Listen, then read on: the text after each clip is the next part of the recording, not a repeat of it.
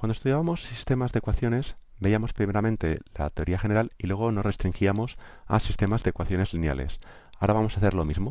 Comenzamos con la teoría de las ecuaciones de orden n y pasamos a restringirnos a ecuaciones lineales.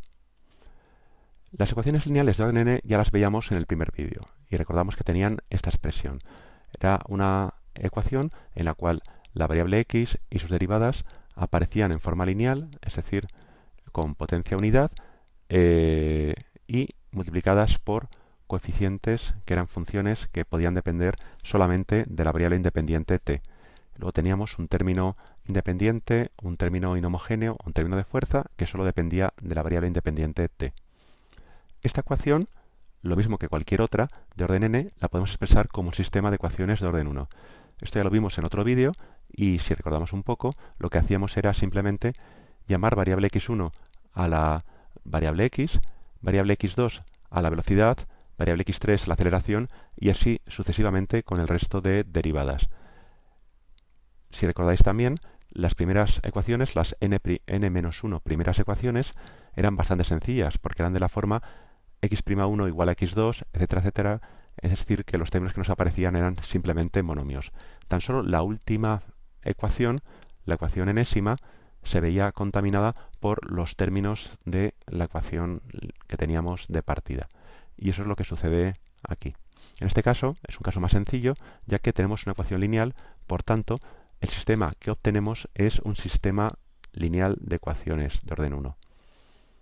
En este caso, pues, el vector de fuerzas va a ser un vector nulo, salvo el último término, ya que, como acabamos de recordar, la ecuación que tenemos de partida solamente influye en la última ecuación. Entonces todos estos serán ceros y la f aparecerá exclusivamente en el último término. Y la matriz del sistema también es bastante sencilla, ya que todas las ecuaciones que aparecen aquí, por lo menos las n-1 primeras, son de la forma x'1 igual a x2, etcétera, etcétera. Es decir, todos los términos son nulos, salvo los que están en la diagonal inmediatamente por encima de la diagonal principal. Y eso sí, los términos de la ecuación aparecerán exclusivamente en la fila última de la matriz, es decir, la que corresponde a la última ecuación del sistema. Ahora que ya tenemos expresada nuestra ecuación de orden n como un sistema lineal de ecuaciones de orden 1, podemos aprovechar la teoría que ya conocemos.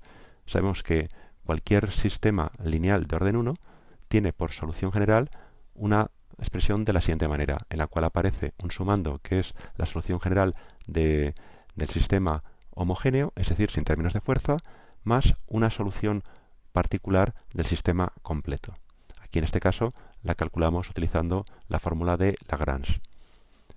La solución general de la parte homogénea del sistema la obteníamos como a partir de n soluciones linealmente independientes del sistema homogéneo y con ellas construíamos la matriz fundamental y realizábamos una combinación lineal, lo cual era equivalente a multiplicar la matriz fundamental por un vector de constantes, si recordáis. En nuestro caso concreto, restringiéndonos a esto, a la solución general de la parte homogénea, tendríamos una expresión de este estilo. Como nuestras variables son x1 es x, x2 es la velocidad y así sucesivamente el resto de derivadas, la matriz fundamental estará formada por funciones de la siguiente forma. La primera fila nos la formarán las n soluciones, la siguiente fila sus derivadas primeras y así sucesivamente con el resto de filas. Por supuesto, todo esto multiplicado por el vector de constantes. Fijaros que lo único que nos interesa en todo esto es la primera fila, porque la primera fila es la que corresponde a la solución de la ecuación homogénea, la solución xh. El resto son derivadas que podemos calcular nosotros por este procedimiento o de manera directa. Por lo tanto, solamente nos va a interesar la primera fila. Es decir, realizando esta multiplicación matricial y quedándonos con la primera fila, vemos que obtenemos k1 por x1, k2 por x2, etcétera, etcétera. Es decir, una combinación lineal con constantes k de las n soluciones linealmente independientes, es decir, las n soluciones con este determinante distinto de 0. Resumiendo lo que hemos visto hasta el momento, podemos expresar la solución general de una ecuación de orden n de la siguiente manera. Dos sumandos. El primero es la solución general de la ecuación homogénea que obteníamos como combinación lineal de n soluciones linealmente independientes de la ecuación homogénea. La condición de independencia lineal se manifestaba en que este determinante tenía que ser distinto de cero. La primera fila, como ya hemos mencionado, estaba formada por las soluciones, la segunda fila por sus primeras derivadas, la siguiente fila por sus segundas derivadas, etcétera, etcétera. A este determinante de estas funciones y sus derivadas se conoce como Wronskiano. Pues esta es la condición que tienen que cumplir n soluciones para poder construir la solución general de una ecuación lineal homogénea. Y pasamos ahora a obtener una solución particular. Una solución particular de la ecuación ya completa la podemos obtener utilizando la fórmula de Lagrange, solo que, como en el caso anterior, lo único que nos interesa es la primera fila de esta expresión. Vamos a particularizar esto para el caso de dos ecuaciones. Aquí tenemos, una ecuación de orden 2. Aquí tenemos una ecuación de orden 2. Su solución general para la parte homogénea será una combinación lineal de dos soluciones con Wronskiano no nulo. Pues aquí tendremos lo que necesitamos para la fórmula de Lagrange. El vector x estará formado por la solución y su primera derivada. La matriz fundamental W estará formada por las dos soluciones, sus primeras derivadas. Aquí tendremos que introducir la matriz inversa de la matriz fundamental y el vector de fuerzas, que es 0f de t. La condición de que esta matriz tenga determinante no nulo, es decir, Wronskiano no nulo, se deduce que es de esta forma, simplemente desarrollando el determinante.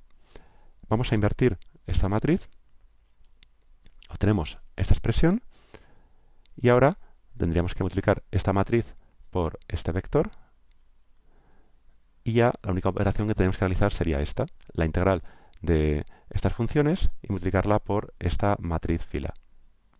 Bien, pues dejamos las integrales para el final, hacemos esta multiplicación matricial y quedándonos exclusivamente, como nos interesa, con la primera fila de esta expresión, pues obtenemos esta expresión que es una fórmula cerrada para construir una solución particular de la ecuación completa usando dos soluciones independientes de la ecuación homogénea y luego realizando una serie de integrales con el término independiente, con el término homogéneo.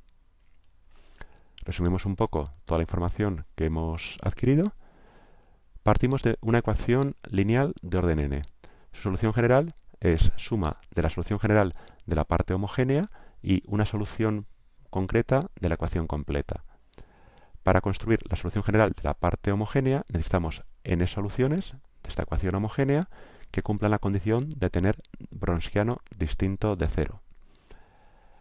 La solución particular la podemos obtener, entre otras técnicas, por la fórmula de Lagrange, que sería simplemente la primera fila de la fórmula de Lagrange para sistemas aplicados a este caso concreto. En el caso de dos ecuaciones, hemos desarrollado esta fórmula y hemos llegado a esta expresión.